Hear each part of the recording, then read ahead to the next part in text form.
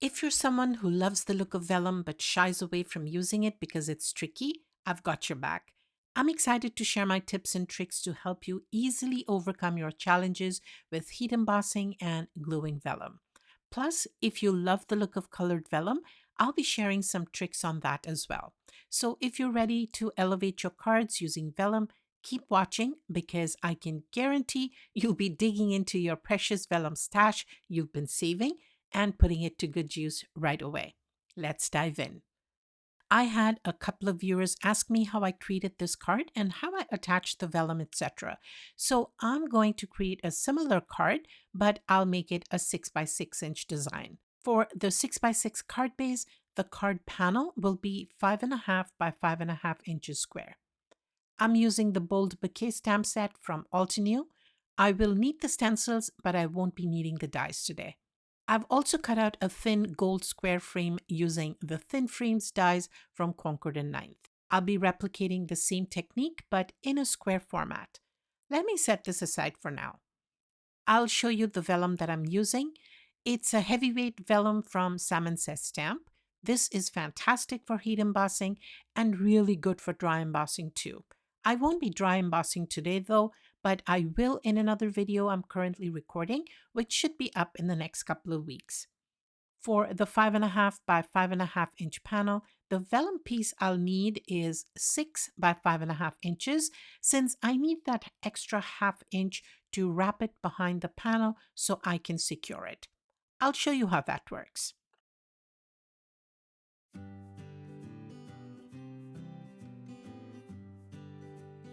I'll go ahead and score the vellum so I know how much real estate I have for my design. I'm going to score at 5.5 inches along the 6-inch side. I'm being very gentle because the vellum can crack with too much pressure.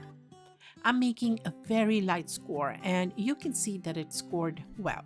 I'm going to gently fold this, and on vellum, it's actually better to fold it over on the same side that you scored. And here's how I'm going to attach it once the design is ready. I can see the card panel peeking out on this side, but I can always trim the sides after assembling and it should be fine. Next, I'll be heat embossing, and for that I need my Misty. For now, I'll straighten out the fold so it's easier to handle inside the Misty. And a good tip here is to always pull the acetate away from larger stamps rather than pulling on the stamp itself. I want to pay attention to the score line here because I do want the entire design on my panel, so I'm positioning it accordingly. If I place the stamp this way, I'll have room for my sentiment at the top, or I may angle it a bit more. I'll pick the stamp up with my Misty Door and then apply anti-static powder to the vellum, because I don't want embossing powder sticking where it shouldn't, otherwise those areas will get heat embossed as well, which will make it really ugly. This is a very easy technique you can use to instantly elevate your card designs. I won't press down too hard on the stamp to avoid squishing the design.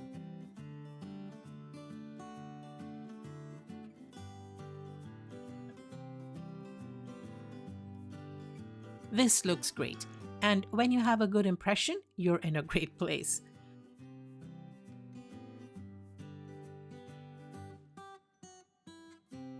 I'm using gold embossing powder for this.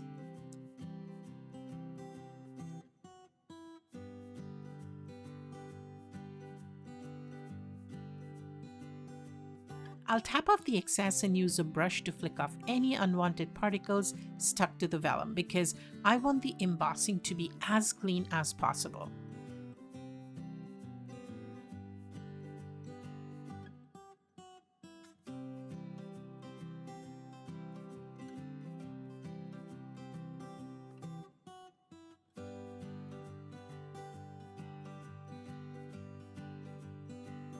Before heating, I want to use a Swiffer cloth to wipe away any stray powder on my work surface since I don't want it melting onto my magnetic glass mat. And here's what I like to do when embossing. I like to hold the vellum down with my magnet when heat embossing. I find that it reduces the risk of warping because the vellum isn't pushed around by the air from the heat tool. If you don't have a magnetic mat, you can also tape down the vellum on one side while embossing. Another very important tip is to run your heat tool for a good few seconds to warm it up before applying it to the vellum. This reduces the initial heat exposure, which helps minimize warping. That said, larger designs like these will always carry a bit of risk no matter how careful you are. Another thing I like to do is heat the reverse side of the vellum to melt the embossing powder. This gives a really smooth finish because the air from the heat tool isn't directly blowing the powder away.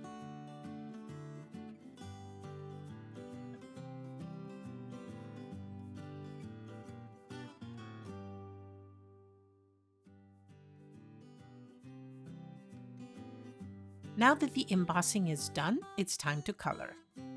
So I just stuck the vellum down incorrectly, but you'll see me fix that in just a second. The stencils are numbered, and I've just realized that I won't be coloring the front side of the vellum. Instead, I'll be applying ink to the reverse side because I find the color looks much softer when applied from the back. It also avoids that slightly chalky texture, which I personally find a bit distracting. Since I'll be coloring the reverse side of the image, I'll flip the stencil over and use its reverse side to match the design. I'm following a monochromatic color palette today using pink, magenta, and plum, which will go really beautifully with the gold embossing.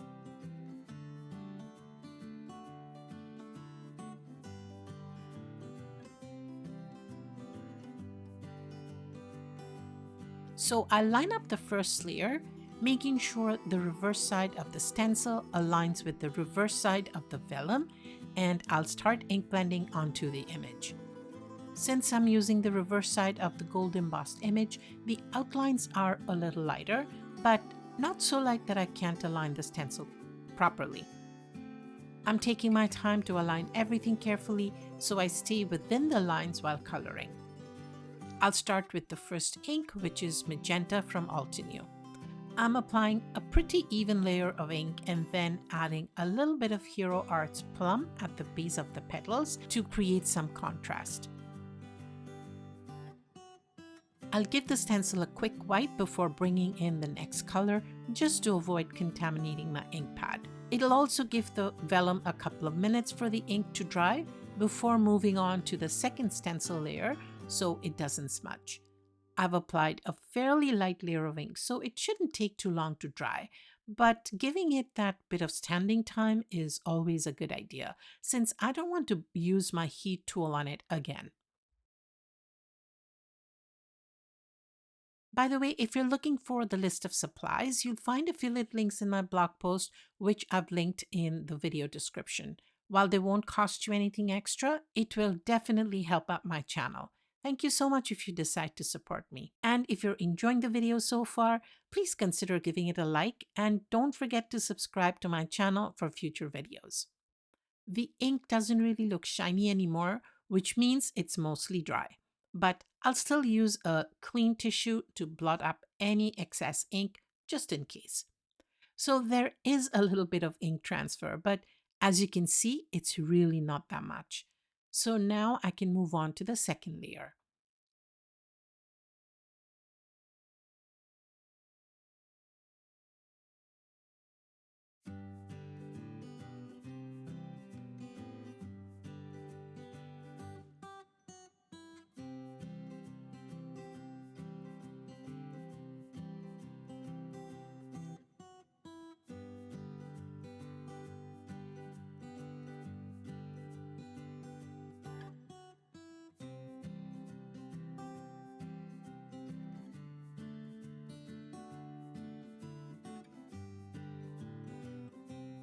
This layer has an etched line separating two different stenciling sections. I'll align the first section with the design and use the magenta ink again. First, let me use some post-it notes to mask off any areas that might get accidentally inked while blending.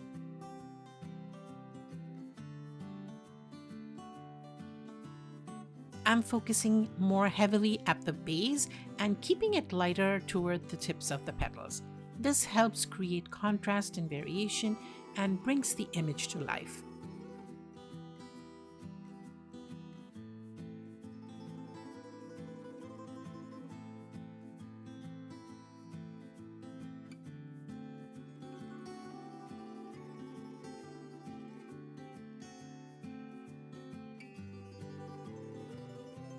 Now I'll move on to the next section on the same layer and use Pinkfresh Studio Mulberry Blush ink.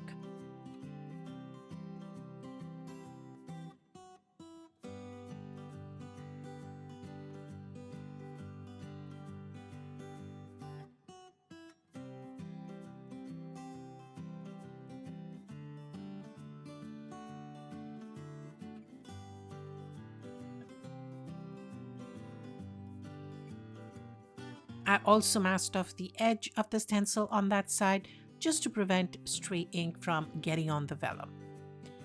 The final layer is the foliage. The stencil also has two sections separated by an etched line, so I'll start with the larger section first.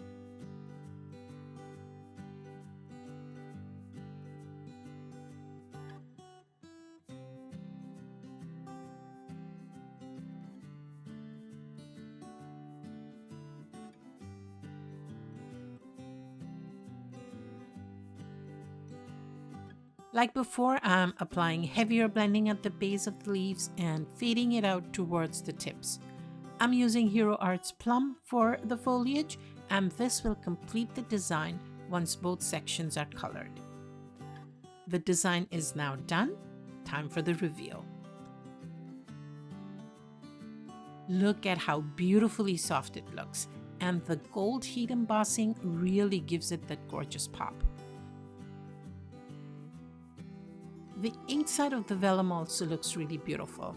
I love the saturated colors. However, I do find the softer look much more appealing on vellum. That said, you can absolutely color the front of the vellum with inks if that's your preference. And by the way, you can also use alcohol markers for coloring. Next, I want to adhere the vellum overlay to the card panel. I'm using liquid glue for this. It's very simple to do.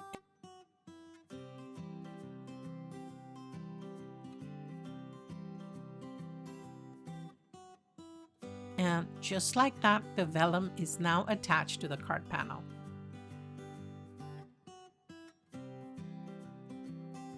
Since there's a bit of card panel showing beneath the vellum, I'll just trim that down so there are no uneven or exposed edges of cardstock. Now it's time to pick a sentiment, and I'll dip into my stash again. I have a lot of options, but I think the bold black sentiment is definitely the best option. It stands out much better, and the gold sentiment would have been a bit of overkill. I think the black and white contrast is a refreshing touch, and that's what I'm going for. I'm using foam tape behind the sentiment and placing it using the rule of thirds, positioning it toward the upper third of the card. If you're curious about the rule of thirds, I do have a video that explains it, and I'll link it in the description. I also added the foam tape behind the card panel because I love dimension. The card front is mostly flat, so the foam tape behind the panel gives it a subtle lift, which I think I really like. Next, I'll adhere the panel to the card base, and I'll trim the edges slightly to correct the alignment and clean up any uneven sides.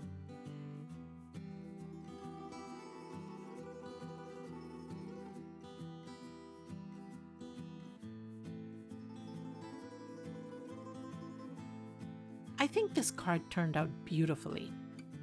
What I didn't realize is that I had actually missed adding the gold frame I cut out at the beginning.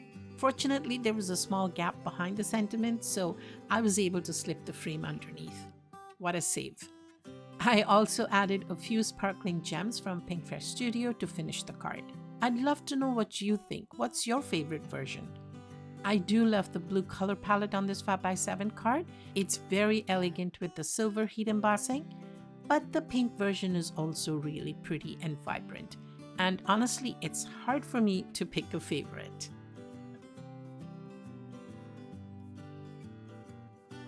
I recently made another video showing how to use vellum to elevate your cards, and you can watch that video here.